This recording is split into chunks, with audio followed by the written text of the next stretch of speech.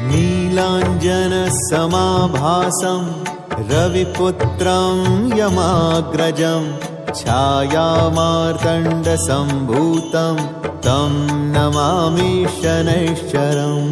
नीलाञ्जनसमाभासं रविपुत्रं यमाग्रजं छायामार्तण्डसम्भूतं तं नमामि शनैश्चरम्।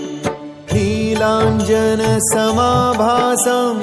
रविपुत्रं यमाग्रजं छायामार्तण्डसम्भूतं तं नमामि शनैश्चरम्। नीलाञ्जनसमाभासं रविपुत्रं